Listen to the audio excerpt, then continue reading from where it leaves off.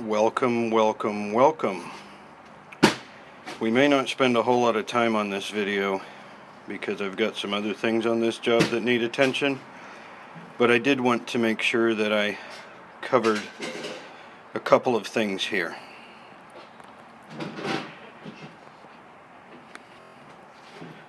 What we started off with was a couple of small Goodman units that were very small. Tonnages are about the same as what we've got now. I think one was 1.5 tons and the other was a 3-ton, but that's what we started off with, those two small units. And as you'll notice there in front of John, there is the gas meter, and then to the right of the picture there is the electrical meter. The new units are significantly larger, and what we ended up having trouble with was the size of the new equipment, making it difficult to get the two pieces of equipment between the gas meter and the electrical box.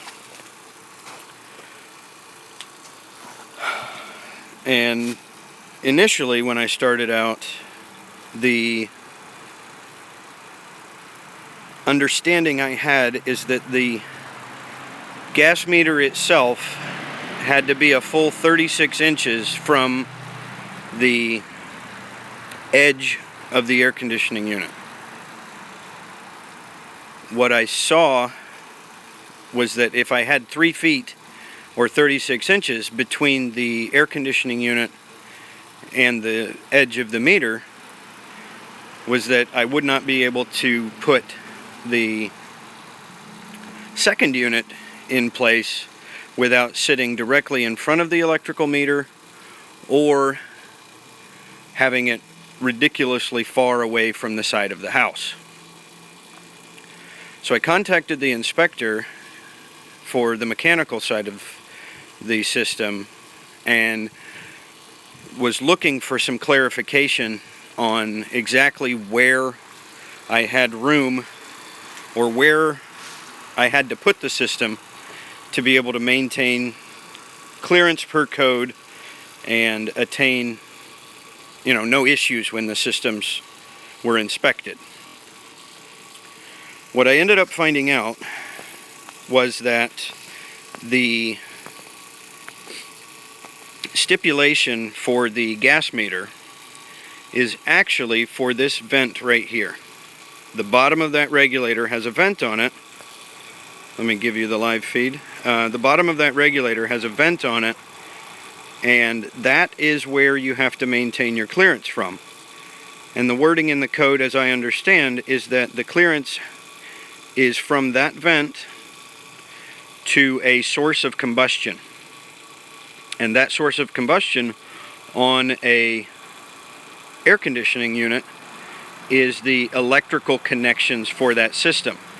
So, if I take that vent and measure 36 inches around, I have, a lot of space to play with.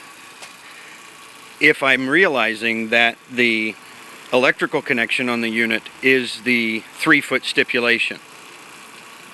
So, let me show you what we've got here. That vent right there to about this box is 3 feet.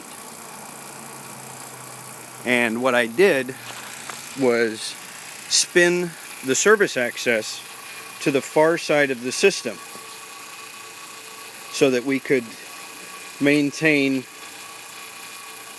3 feet of distance between the vent on the vent on the gas meter and the electrical connection for the condenser. That allowed us to maintain 12 inches between the units themselves, and then for the most part actually have plenty of service space between the electrical meter and the side of the system.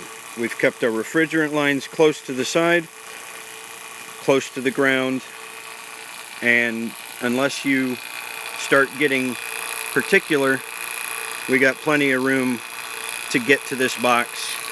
We've got 12 inches of clearance from the units to the side of the house, and so the best as we can come up with, based on a discussion with the inspector, is that everything is going to be kosher for inspection. So the summary on the whole idea is that your clearance, at least in North Carolina, I believe that should probably be stipulated, at least in North Carolina, the clearance that they're looking for off of the gas meter is from the vent to the electrical connection on the system. And if I flip back around, we've got a nice path directly at the gas meter, sufficient room for a technician to change that meter if necessary, and I don't see any major issue with inspection based on the conversations that we've had with the inspection department. We had just had a recent snow here in North Carolina that generated a lot of water, and so this place turned into a mud pit very quickly. But all in all, I think we've got it to where everything should be good. We're pulling a vacuum on this unit now. See if that'll start up.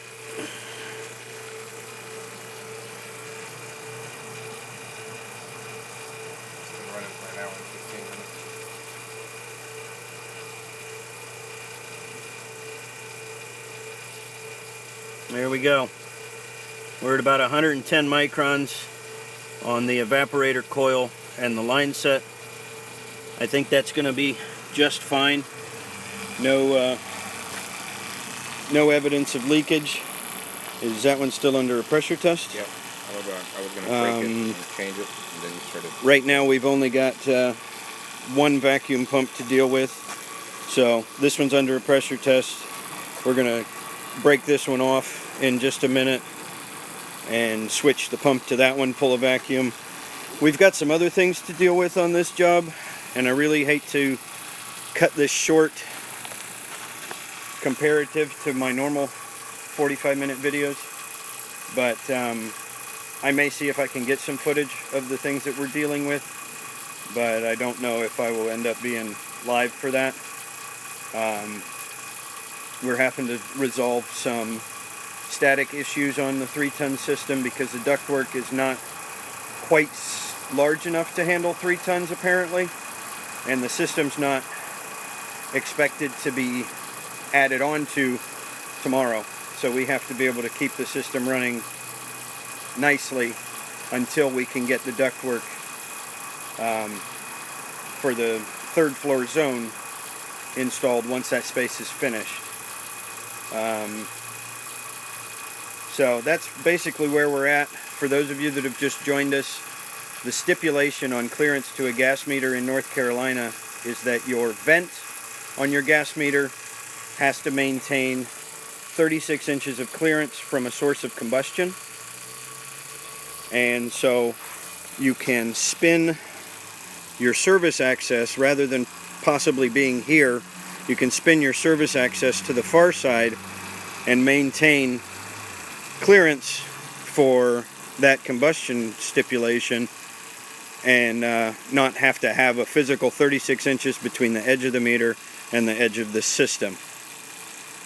I really appreciate you guys coming on to watch, and we'll try to do this more often.